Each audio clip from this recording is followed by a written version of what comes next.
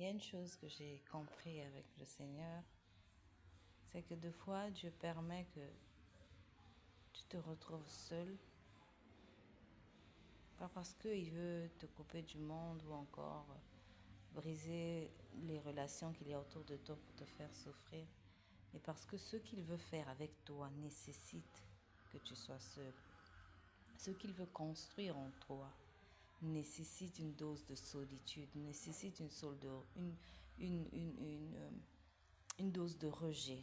Ça peut paraître contradictoire, mais la femme ou l'homme que tu dois devenir nécessite une dose de rejet, nécessite une dose de trahison, de haine. On peut regarder et voir la vie de Jésus et constater que, effectivement, pour accomplir sa mission, Jésus a eu besoin d'être rejeté. Pour accomplir sa mission, Jésus a eu besoin d'être trahi par les personnes qui faisaient partie de son cercle, qui étaient appelés ses amis, qui étaient appelés ses disciples, qui étaient appelés ses frères, sa famille. Mais ce sont ces mêmes personnes-là. C'est parmi ces personnes plutôt que s'est retrouvée la personne qui a contribué à sa crucifixion. Et je me suis dit, je devrais bénir le Seigneur pour toutes les douleurs par lesquelles je suis passée. Et je me souviens une fois, l'Esprit Saint me l'avait dit, je vais t'enseigner dans la douleur. Waouh, c'était compliqué à comprendre, mais avec beaucoup de recul aujourd'hui, je me rends compte combien de fois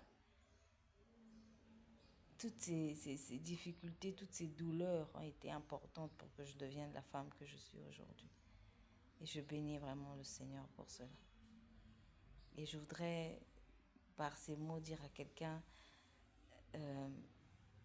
n'en veux pas à Dieu, n'en veux pas à ceux qui t'ont trahi, n'en veux pas à ceux qui t'ont rejeté.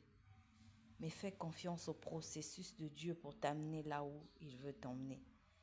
Et si ce processus doit passer par la douleur, par la trahison, par le rejet, par la haine des gens qui sont censés t'aimer, sois sûr que c'est quelque chose de merveilleux que Dieu veut construire avec ça. Parce que Dieu est bon.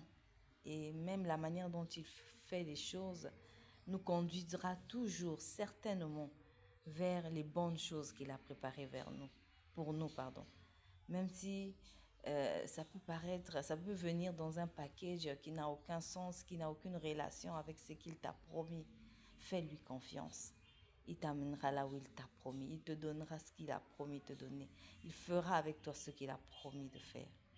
Que l'Éternel vous bénisse.